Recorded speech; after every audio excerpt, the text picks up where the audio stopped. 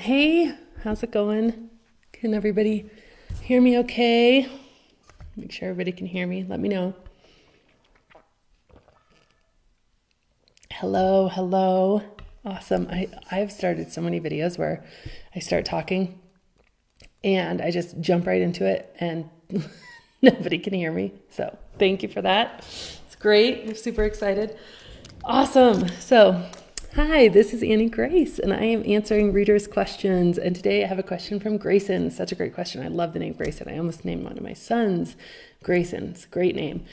Hey, Annie Grace or Annie's team. I'm not sure how I can get in direct contact with Annie Grace, but I'd love to hear what she has to say about drinking in college. I love her podcast and how she answers people's questions directly. I am a senior in college. Of course, drinking is at the core of college for most students, and that's been my life since I turned 14. Alcohol has been dominating fun ever since my first sip. It's taken over every interaction with my life, especially after living in Ireland for half of my education. Now here I am in a dark place because of my binge drinking problem. Do you have any specific tips for college-age students on how to rid alcohol from our lives? How to have fun in a setting where everyone else is drinking? How to be happy and curious about the world again? It seems like it would be easier if I just graduated and left the college scene. I tried the drinking challenge, the alcohol experiment, but only lasted 7 days. I felt so good, and then I turned to alcohol again. Now I'm back at square one. Thanks for everything you do. You've changed my outlook and my consciousness on drinking already. Take care. Such a great question. So I have a lot of thoughts on this. First of all, I know that my experience was a little bit different because my drinking really started after college. Although there was lots of drinking in college, I wasn't drinking that much. So interestingly, there are groups of kids in college that don't drink that much. I was in a group of kids that just didn't drink all that much. So I know that my experience was a little bit different in that regard, but my corporate experience was so boozy, and it was boozy till like 4 or 5 in the morning. I mean, I remember being in, I think it was somewhere in the Middle East. I think it was Dubai, and watching the sunrise at a bar with colleagues, and that was like a frequent thing that we would pull all-nighters in foreign countries. It was literally just the booziest thing I could have imagined. And I could not imagine that I would be not doing it with everybody. I mean, you would be nobody wasn't doing it. And if you were, what was that going to mean about you? And I couldn't even conceptualize that. It wasn't until, and I did actually stop drinking in this boozy environment. I remember a few months after I stopped drinking, I went to Brazil. And Brazil is a very, of course, like everywhere, very boozy place. And I remember one of the people being really upset that I wasn't going to try a Cipriana or their traditional liquors. And they were literally actually offended that I was too good for them. And they didn't realize I speak Spanish, not Portuguese, but I speak pretty good Spanish, but I can understand a little Portuguese. And he was telling his friends oh my gosh, she's just stuck up. She's just too good for us. And it was really intense. And so I totally get it. I can so relate to just having so much pressure and not even feeling like things are going to be okay if you don't drink. I mean, I understand that completely. However, I didn't drink. And here's why, is because I grabbed onto this belief. And it was just about this idea of the subversive minority. And it was kind of if I'm not going to take a stand for this, if I'm not going to change this for myself, then who's going to? And the craziest thing happened is once I decided that I was going to do something different, I had so many people come up and have sidebar conversations with me about, oh my gosh, thank goodness you did that. I'm so glad because I thought I was keeping up with you, or I just felt like I had to drink in every situation. I was just getting sick of it. I didn't want to drink as much as we were drinking. I didn't want to be out that late. And so me going first, but still showing up. So there's a big difference, I think, between abandoning the whole scene, which is totally an option too. You should do whatever works for you. But I couldn't. It was my work scene. I couldn't abandon the whole scene. So I think the magic was in the fact that I stayed rooted and present in the scene and was still showing up and going out. I just wasn't drinking. And I think that was what opened up. Again, I was in this little subversive minority of one at the time. But now that culture where I was working is pretty different because of a lot of people actually changed too. And I still get letters in the mail from people who are I'm 5 years now drinking because of your book, because they started to read my book and they knew about me writing the book because They knew me in real life. And I went to, all sorts of different places: Amsterdam, Paris, France, Brazil, the Middle East, all of these different places without drinking, which was like, I couldn't even ever have believed that was possible. So I really get it. But I also think that you can adopt this belief of, you know what, I'm going to be in the subversive minority and I'm going to do something different.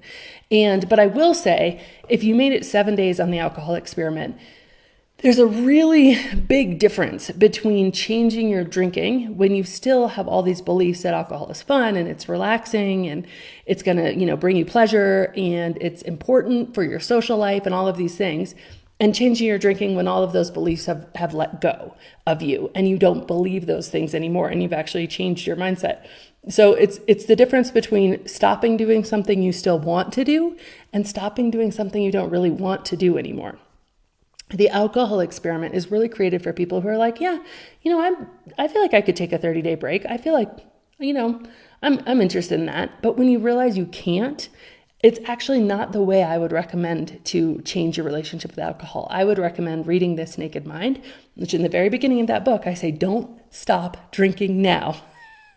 Just read the book. Just go through the book, keep drinking, even observe your drinking, get curious about your drinking, use it as a tool, a self-experiment. Does it really make me feel good? Does it really relax me? Does it really help me? All of these things, get curious, but don't stop trying to, don't stop drinking now. Let your mindset shift. Let your belief shift. Let your desire shift. Then let's make a decision around drinking. It's the same with the path, which you can always find at nakedmindpath.com. And that's a program where the P in the path stands for what I call the pause. And that's where you don't stop trying to, stop drinking. Does that make sense? You don't stop trying to stop. Yes, that does make sense. You don't stop trying to stop drinking. You literally keep drinking, and you do two things. You let yourself totally off the hook, where you really learn what you're doing and why you're doing it. You learn the neuroscience behind it. You learn the chemical reactions. You learn the things that are keeping you stuck on a physical level, on a chemical level, the reason it's so hard, the reason nothing else feels like fun at all. In fact, nothing else feels worth doing without a drink. You learn why that is. And you change your desires by changing your belief and your mindset around alcohol. And only then, and in the path, I think it's like 9 or 10 weeks in, do we actually start to change your drinking. And often when you're stuck to the point where you feel like you're stuck, you need that. You need what I call the pause. And again, you can get that in this Naked Mind book. You can get that in the path at nakedmindpath.com. But both of those things are really important, because here's the thing. When we try to stop doing something we want to do, it is really difficult. If we try to stop doing something and then we feel sad for ourselves that we're not doing it, it's super hard to be in that subversive minority I was talking about. It's super hard to come with this like upbeat frame of mind and be happy and into it. I remember being at a jazz club in Brazil and ordering like these fancy like juice drinks. They were just juice, but they would make them all fancy for me. Everybody thought it was a big joke that I wasn't drinking, but they were like kind of being supportive because my attitude was so light and so fun. I was like, whatever. I don't want that. I want this. This is better. This tastes good. What is your problem? Like, I was just making jokes. I was ribbing them right back. I was totally present in the fray, but I wasn't actually drinking. But I was staying out till 2 or 3 in the morning, having a lot of fun. Now, that might not be everybody's thing, but I could only do that because I wasn't trying to not do something I wanted to do. I had already done the pause. I had already changed my beliefs around alcohol. And by changing my beliefs, everything changed, and I was able to show up in my normal way of being as this kind of subversive minority, and just feeling quite badass, to be honest with you. I just felt badass for not drinking. So that's one of the things that I would completely recommend. I also wanted to say that this does... Okay, how do I say this? This is the tough love part, so forgive me, but I care, so I want to say this correctly. We all have the one reason. We all do. I can't tell you how many emails I get, and it's, Annie, I would totally change this if I didn't live alone.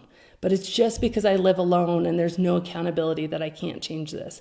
I got an email and it was from a singer, beautiful woman, incredible voice. And she's like, Annie, I know, I believe that my vocal cords do not loosen up until I've had a few shots of tequila. And so I always have to before I get on stage. It will ruin my career.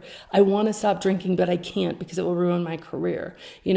I've had people say that, Annie, like, my marriage will fall apart. Like, I believe everything you're saying. I so desperately want to stop. I'm so ready for this to be part of my life. But like, my marriage has been built on this. Like, it will fall apart. And we all have that one reason. We all have that one thing. For me, it really was my job. I really did believe that, alcohol was the key to networking, to having a good time. I was literally, that's how my drinking story began, was being told really that, I needed to show up at happy hour. And so we have that thing that we believe, like, no, this makes it different for me. And here's the thing, is that anyone can get through anything. And this doesn't just get better. It doesn't just get better. If you, yes, granted, some people get out of the super social college drinking situation and start drinking less, but most people, it gets worse, not better. And I just wanted to say that because here's the reality. Like, we all do have that thing. And so I want you to take that thing, whatever it is for you. Obviously for you, it is college, and, being in the college environment and feeling like if I just graduated, then it would be better, then I could get a handle on this. But maybe for you, it's that loneliness, or maybe you feel like your marriage would fall apart. Maybe you feel like your career would be in jeopardy, whatever it is for you. I want you to take that thing, and I want you to think of this in terms of which problems do you want?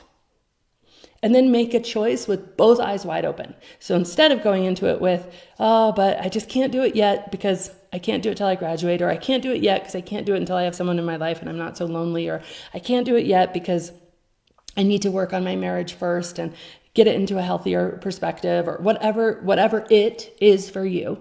I want you to take that, and I want you to, with eyes wide open, instead of just using it as an excuse, say, which problems do I want to have?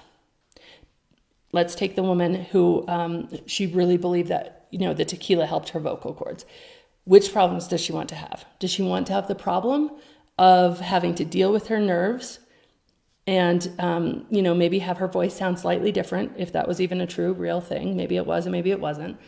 Does she want to have that problem? Or does she want to have the problems of continuing to drink like she is and getting, deeper into the pitcher plant, deeper into the addictive cycle, and continuing to have this like level of self-loathing? Do you want to have the problem of maybe feeling like an outsider at some college parties, or maybe not going to some college parties, or maybe having, your last few months of college be a bit different?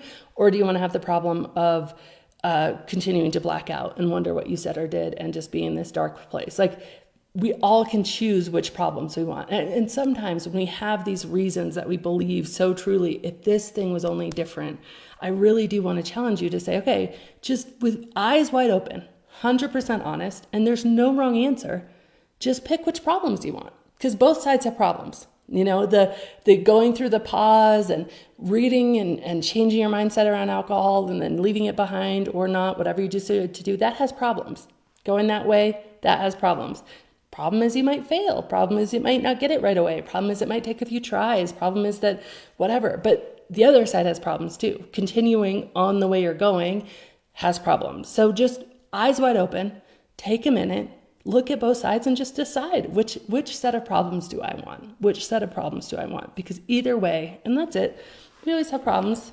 We just have to choose which ones. And that, I think, gives you back the power, instead of saying like, oh, just until I graduate, or just until I get out of this marriage, or just until this thing happens and I'm not so lonely, or just until my career is over and I'm no longer needing alcohol to, get my vocal cords, whatever the case is. So such a good question. So impressed already just with your willingness to ask it and show up. And, we need people who are willing to be the subversive minority, but I don't believe you'll be successful at that unless you truly do the work to change your beliefs first. Go through that pause, let yourself off the hook for as long as it takes. Maybe it's 3 months where you just learn, and you let yourself off the hook, you keep drinking, and then you make a choice with a totally different mindset around alcohol.